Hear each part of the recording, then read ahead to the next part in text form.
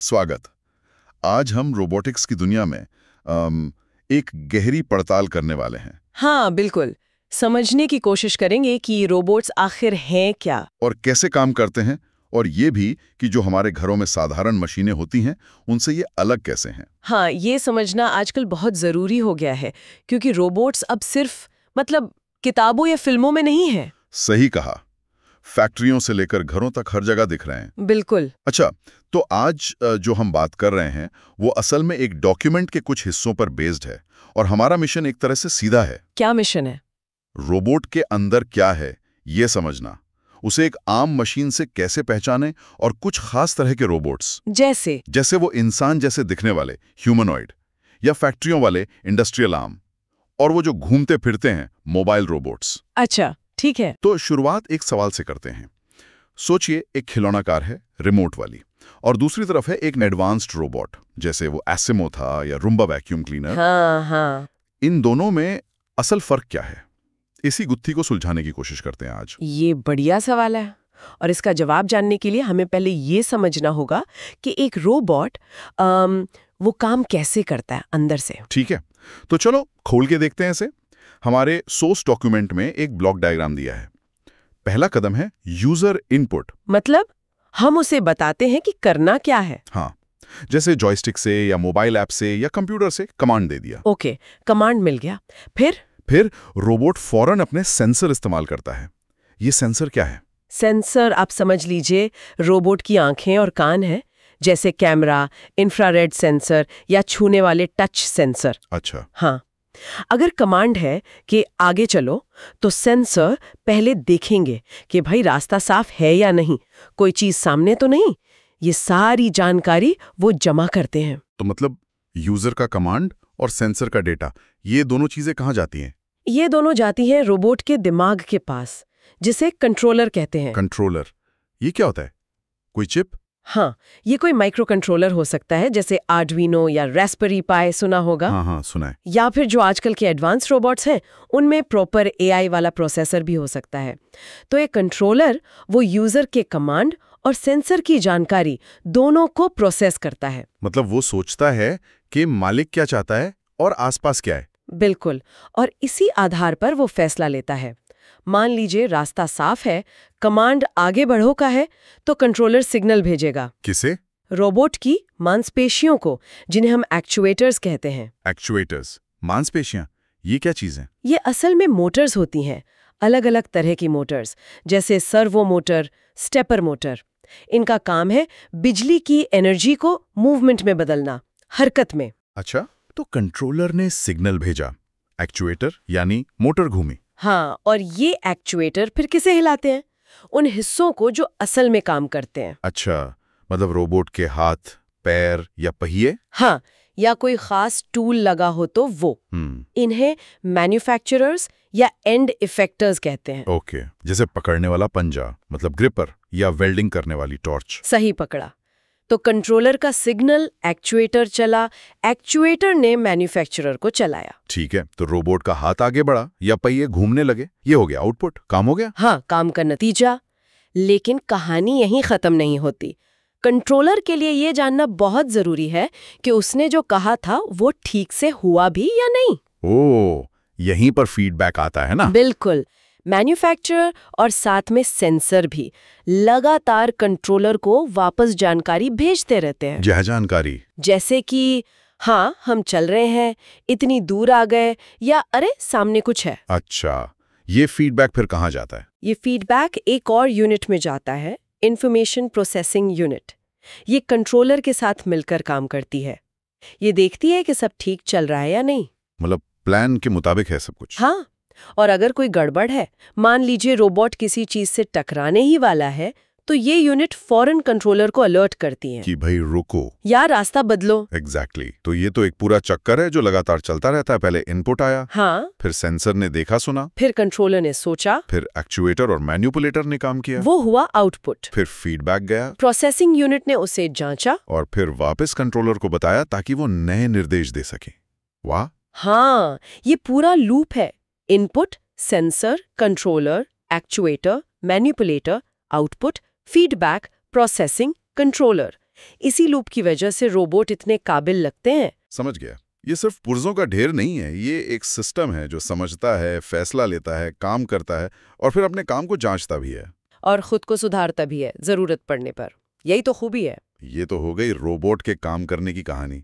अब आते हैं उस सवाल पर जो आपने कहा था बहुत जरूरी है। हाँ, कि रोबोट और मशीन में फर्क क्या है। हाँ, जैसे एक रूम्बा वैक्यूम क्लीनर है, वो भी रोबोट है, और घर में पंखा है या सिलाई मशीन है, ये साधारण मशीनें हैं। दोनों बिजली से चलते हैं, दोनों कुछ काम करते हैं। तो फिर रोबोट में ऐसा क्या खास है? यहाँ बात वाकई दिलचस्प हो जाती है। हाँ, ये बहुत अच्छा सवाल है।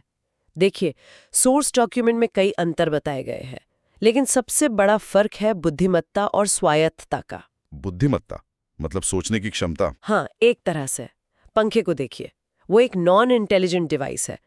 आप बटन दबाते हैं, वो बस एक ही काम करता है, घूमना, हवा देना। वो सोचता नहीं? बिल्कुल नहीं।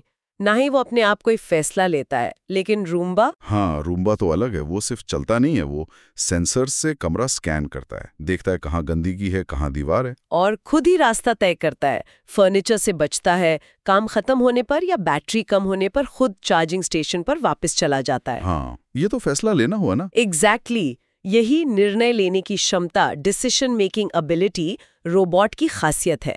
और ये क्षमता उसे मिलती है उसके कंट्रोल सिस्टम से, वो कंप्यूटर या चिप जो उसका दिमाग है, और उसके सेंसर्स से। हाँ, जबकि पंखे या सिलाई मशीन में न तो ऐसा सोचने वाला दिमाग होता है, ना ही अपने आसपास को महसूस करने के लिए सेंसर। एक और फर्क बताया गया है, प्रोग्रामेबिलिटी। इसका क्या मतलब है? मतलब आप रोबोट को अलग अलग काम करने के लिए प्रोग्राम कर सकते हैं।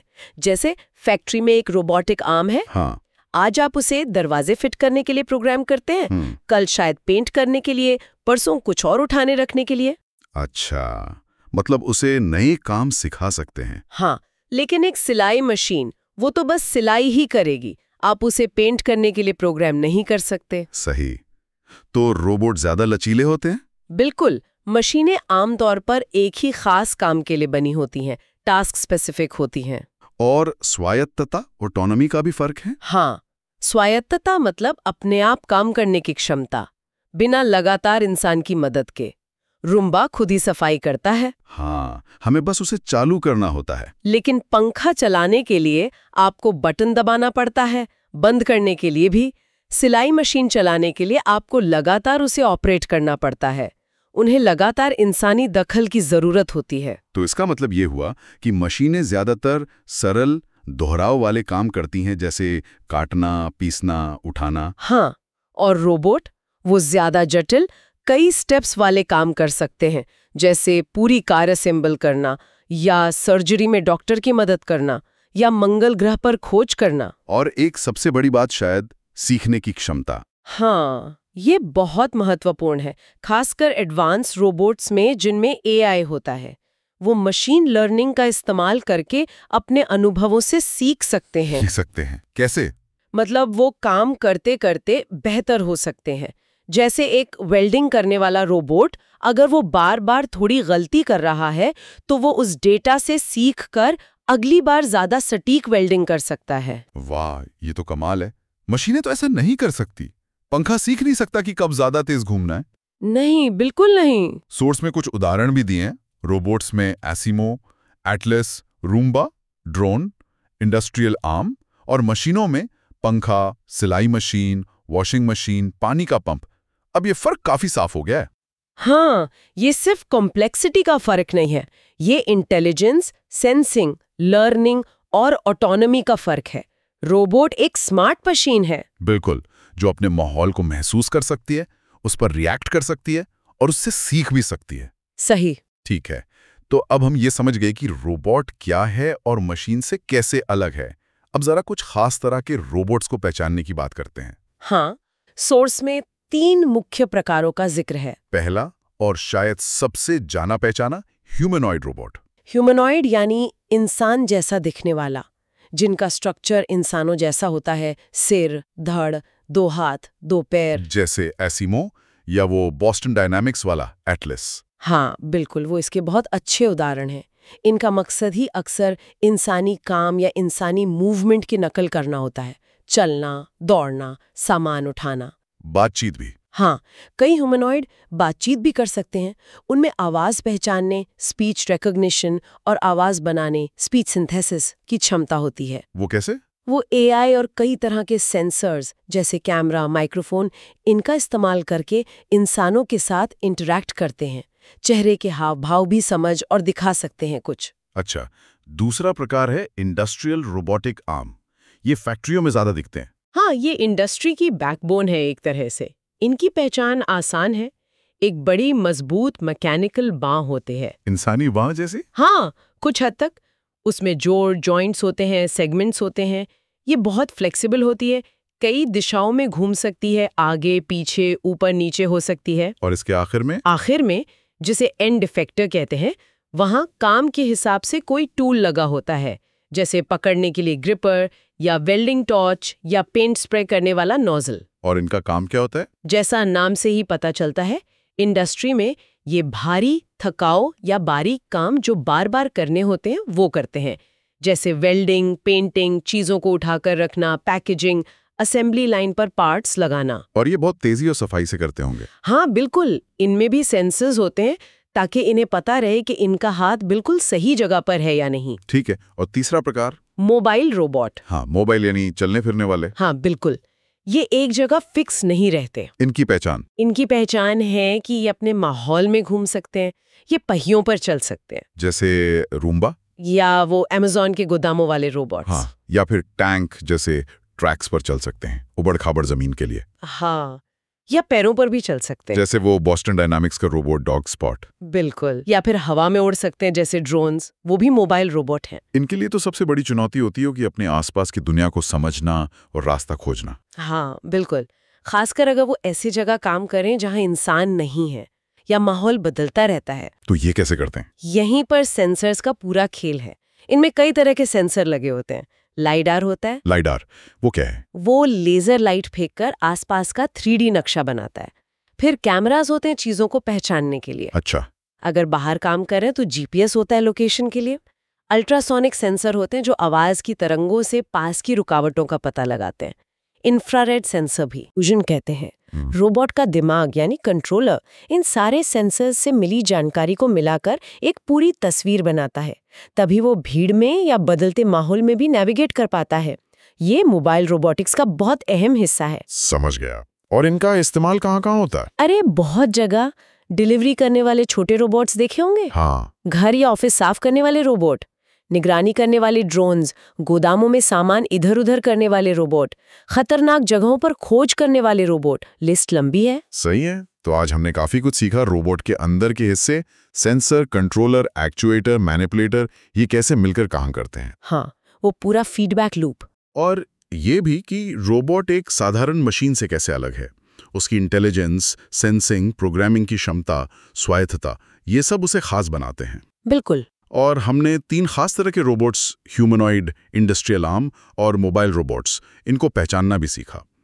तो इसका क्या मतलब है? मतलब ये सब जानकर क्या समझें? मतलब ये है कि हम ऐसी मशीनों के दौर में आ गए हैं जो सिर्फ हमारे हुक्म का इंतजार नहीं करती। वो अपने आसपास को समझ सकती हैं, उसके हिसाब से फैसले ले सकती हैं और सीख भी सकती हैं। ये सिर्फ टूल्स नहीं है। नहीं, ये हमारे सहयोगी बन सकते हैं या बन रहे हैं, इंडस्ट्री में, घरों में, अस्पतालों में, रिसर्च में। और इनकी काबिलियत रोज बढ़ रही है, जो हमारे भविष्य को कई तरह से बदलेगी। बिल्कुल। और आज की इस बातचीत के बाद एक सवाल मन में आता है सोचने के लिए। हाँ। अगर ये रोबोट लगातार स्मार्ट हो रहे हैं, ज्यादा ऑटोनॉमस हो रहे हैं, तो भविष्य में इंसानों और रोबोट्स के बीच ये जो काम का, जिम्मेदारी का बंटवारा है, वो कैसा दिखेगा? ये बड़ा सवाल है। हम कहाँ तक उन्हें फैसले लेने की आज़ादी देना चाहेंगे?